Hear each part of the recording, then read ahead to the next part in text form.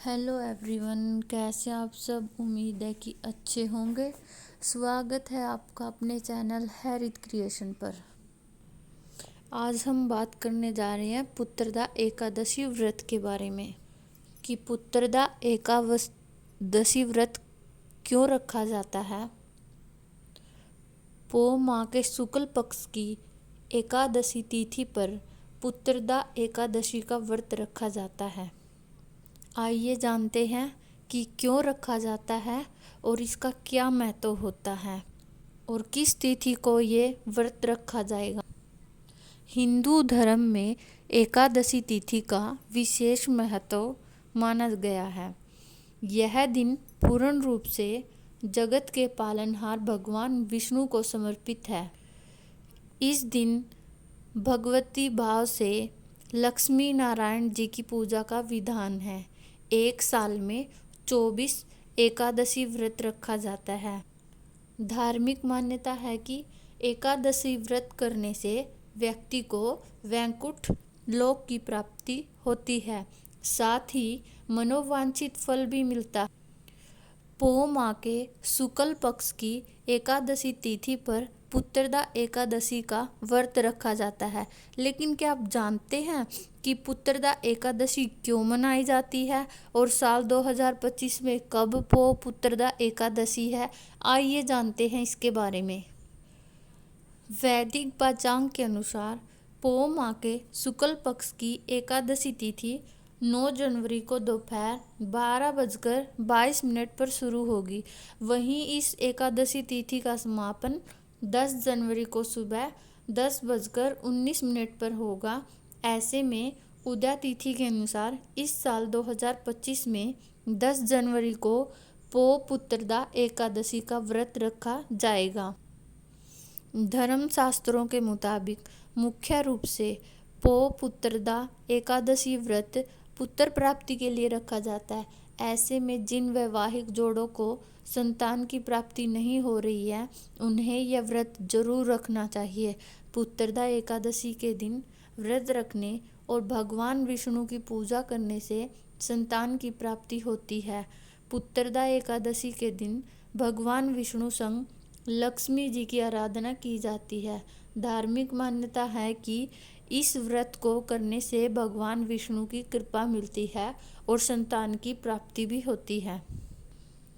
पुत्रदा एकादशी व्रत को करने से निसंतान दंपति और नवविवाहित जोड़ों को पुत्र प्राप्ति होती है। पुत्रदा एकादशी व्रत को करने से संतान से जुड़ी सभी परेशानियां दूर हो जाती है और पुत्रदा एकादशी व्रत को बिना कथा पाठ के अधूरा माना जाता है। देखिए, पुत्रदा एकादशी व्रत को 2 तरह से रखा जाता है। एक निर्जला व्रत होता है, दूसरा होता है फलाहारी व्यंजन लेकर व्रत होता है। जो निर्जला व्रत रखते हैं वो बिना जल के व्रत रखा जाता है और फलाहारी व्यंजन में होता है कि वो फल खाकर व्रत रखते हैं। आइए जानते हैं कि पुत्रदा एकादशी को क्या नहीं करना चाहिए। नंबर 1, पुत्रदा एकादशी के दिन चावल नहीं खाने चाहिए। चावल तो किसी भी एकादशी के दिन खाने नहीं चाहिए और हाथ भी नहीं लगाना चाहिए। पुत्रदा एकादशी के दिन तुलसी के पत्ते नहीं तोड़ने चाहिए। पुत्रदा एकादशी के दिन मांसाहारी भोजन, प्याज, लहसुन नहीं खाना चाहिए। पुत्रदा एकादशी के दिन शराब और सिगरेट का सेवन नहीं करना चाहिए। पुत्रदा एकादशी के दिन किसी के बारे में बुरा नहीं बोलना चाहिए और ना ही उनके बारे में कुछ भी गलत सोचना चाहिए। साल में 2 बार पुत्रदा एकादशी आती है। एक बार पो माह के शुक्ल पक्ष में आती है और एक सावन माह के शुक्ल पक्ष में। सावन महीने में आने वाली पुत्रदा एकादशी बहुत खास मानी जाती है।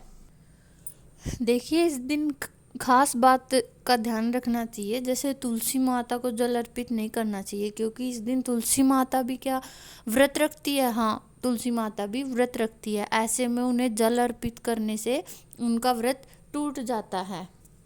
पूजा विधि: सुबह उठकर स्नान आदि कर मंदिर की साफ सफाई करें। भगवान श्री हरि विष्णु का जलाभिषेक करें। प्रभु का पंचामृत सहित गंगा जल से अभिषेक करें।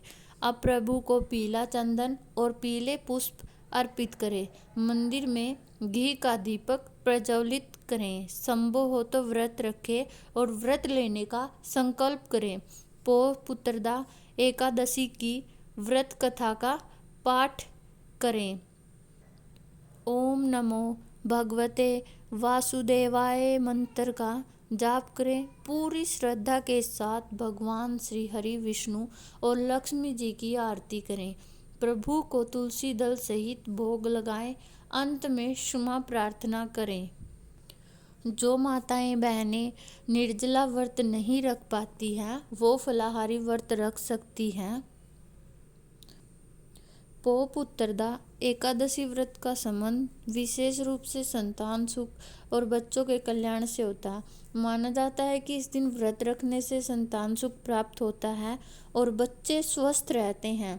साथ ही यह व्रत व्यक्ति को पापों से मुक्ति दिलाता है और उच्च लोकों की प्राप्ति का मार्ग खोलता है। इसके साथ ही आप एक संकल्प भी लें कि ज़्यादा से ज़्यादा पेड़ लगाएं। पेड़ों के फायदे तो आप सब जानते ही हैं, आपको बताने की आवश्यकता नहीं है। जब भी आप व्रत करें या कोई संतान प्राप्ति होती है तो प्रारण करें कि ज़्यादा से ज़्यादा पेड़ लगाएं। ज़्यादा नहीं हो सकता तो कम से कम एक पौधा तो ज़रूर लगाएं। इसी तरह की वीडियो देखने के लिए हमारे चैनल से बने रहना और कमेंट में लिखना मत भूलना। जय श्री लक्ष्मी माता, विष्णु और नारायण देव। वीडियो देखने के लिए थैंक यू।